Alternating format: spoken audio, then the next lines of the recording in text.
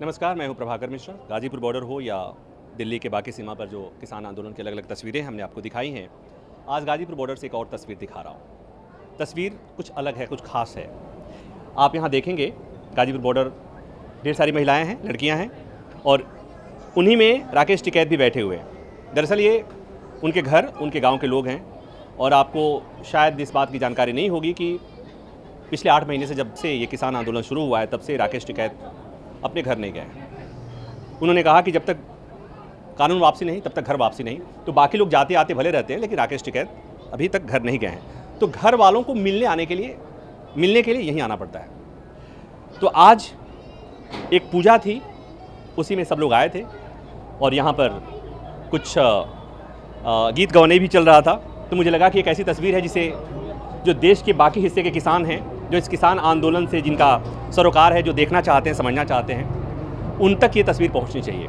तो इसीलिए मैंने आपको तस्वीर दिखाई, तस्वीर भी दिखा रहा हूं और साथ में इन लोगों से पूछूंगा भी। आप इधर आ जाओ। ये आप टिकैत जी की क्या हैं? पुत्रवधू हैं। नाम क्या हुआ आपका? निकिता चौधरी। निकिता चौधरी। ये जो पहले तो आज के आयोजन के बारे में बताइए, पूरे लोग इतने आए हैं, इसकी क्या वजह है? इसकी ये वजह है, हम हर 10वें दिन 15वें दिन यहाँ आते रहते हैं। आंदोलन का हिस्सा हम भी हैं, क्योंकि ये तो है नहीं कि भाई घर में औरतें भी घर का संभालती हैं, ये संभालती है तो बराबर का ही रहता है। बिना मतलब महिला शक्ति भी बहुत ज़्यादा ज़रूरी है हर चीज़ के लिए। तो हमें अच्छा लगता है। हम किसानों के साथ नहीं आएंगे तो फिर हमारा परिवार ही तो है ये भी। तो हमें यहाँ आना बहुत अच्छा लगता है, इसलिए आते हैं हम। हर 10वें 15वें दिन जब भी हमें लगता है हम आते हैं। अच्छा, एक बात बताओ, राकेश टिकैत हों या आपके परिवार के बाकी लोग हैं, इतने दिन से यहाँ पर डटे हुए हैं, आप लोगों को क्या लगता है कि मतलब नहीं लगता है कि बहुत दिन हो गया, इन लोगों को वापस आना चाहिए? देखिए, अगर ये बिल पास हो जाते हैं, इनसे जो दिक्कत बनेगी ना आने वाले टाइम में, उससे बेहतर है जो अब चल रहा है ना वो करा जाए। आंदोलन करना बहुत ज़्यादा ज़रूरी है, क्योंकि जो आने वाला समय है ना वो हमारे लिए ही सबसे ज़्यादा नुकसानदायक है। क्योंकि जो मतलब अभी आप देख रहे हैं ना, पेट्रोल और ये गैस के दाम जो बढ़ने पर क्या स्थिति है, तो वही चीज़ होने वाली है। पहले जियो के फ़ोन आए थे, जियो के सिम दिए थे, फ्री दिए थे ना, तो वही चीज़ कर देंगे। अब आज जियो के सिम है, आज 30 दिन का महीना होता है, 28 दिन का रिचार्ज है, ठीक है। सबसे छोटा रिचार्ज पहले क्या था, 75 रुपये का था, वो भी 139 का कर दिया। क्यों कर दिया? क्योंकि शुरू में तो ये लोग बहुत ज़्यादा वो कर देते हैं, मोटिवेट करते हैं, भाई तुम्हें ये चीज़ दे देंगे, वो कर देंगे। ये बिल वापसी पे ही यहाँ से किसान हटेगा, इससे पहले नहीं हटेगा। आंदोलनकारी के घर का बच्चा भी आंदोलनकारी होता है। ये तो बहू हैं। बेटा इधर आइए, आपका नाम क्या है? अंशिता तो चौधरी। ये राकेश टिकैत आपके क्या लगते हैं? पापा है। अच्छा, अब एक बात बताओ, अक्सर लोग कहते हैं कि नहीं, कृषि कानून के बारे में किसानों को पता नहीं है, लोगों को पता नहीं है। अब मैं जानना चाहूँगा कि एक आंदोलनकारी के घर की बेटी आंदोलन के बारे में कितना जानती है, कि इस कानून के बारे में कितना जानती है? कृषि कानून के बारे में सबको पता है। जिन्हें लगता है कि नहीं पता है, उनकी बहुत बड़ी गलतफहमी है। 3 कानून है जो कि बहुत गलत है। पहला कानून है कि बोलते हैं कि तुम अपना जो भी अनाज उगाओगे वो तुम पूरे देश में कहीं भी बेच सकते हो। लेकिन ये लोग ये नहीं समझ रहे हैं कि मतलब जो छोटे छोटे फार्मर्स होते हैं उनके पास ट्रांसपोर्टेशन का खर्चा वो कहाँ से उठाएंगे, क्योंकि किसी के पास 1 बीघा ज़मीन है, किसी के पास 2 बीघा ज़मीन है। वो मतलब उगाई बहुत मुश्किल से पाते हैं, उसका ही खर्चा बहुत ज़्यादा हो जाता है। फिर बेच के भी उनका पूरा वो नहीं मिल पाता जिसकी वजह जितना वो लगाते हैं, तो वो ट्रांसपोर्टेशन का खर्चा कैसे उठाएंगे।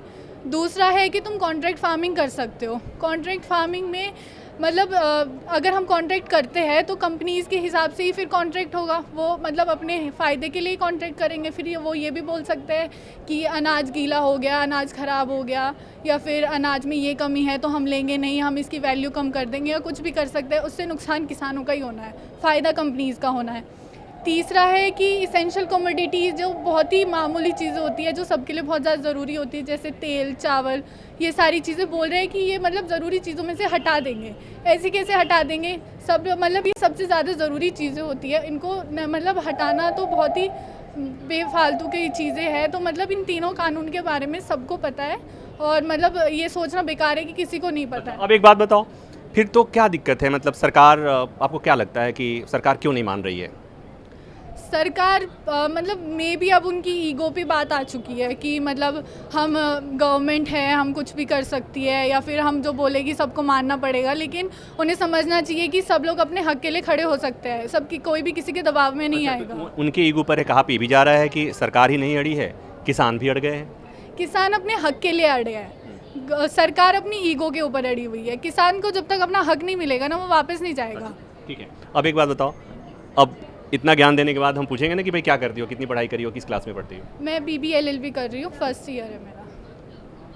तो पढ़ी लिखी है तो आप समझ सकते हैं। ये कई बार लोग कहते हैं कि मैं किसान आंदोलन का प्रवक्ता हूँ, ऐसा नहीं है। दरअसल जब आप इनके बीच में रहेंगे तो आप इनसे जब बात करते हैं, इनको समझते हैं, जब इनको सुनते हैं तो आपको ज्ञान मिलता है। इस वीडियो को जब सुनेंगे आप, इस लड़की ने जो बातें कही उसे जब सुनेंगे आप, तो आपको कानून के बारे में पता चल जाएगा और उसके बाद ये भी पता चल जाएगा कानून में कमियां क्या हैं। तो इसलिए मेरी कोशिश होती है कि मैं यहाँ के जो किसान लोग हैं वो क्या सोचते हैं वो आप तक पहुँचाऊँ, और चूँकि इनके बीच में रहता हूँ इसलिए मुझे ज्ञान मिलता रहता है, इसलिए मैं कई बार इन्हीं की भाषा में बोलने लगता हूँ। तो उम्मीद है कि ये वीडियो आपको पसंद आया होगा। कैमरामैन नितिन के साथ प्रभाकर मिश्रा, नमस्कार।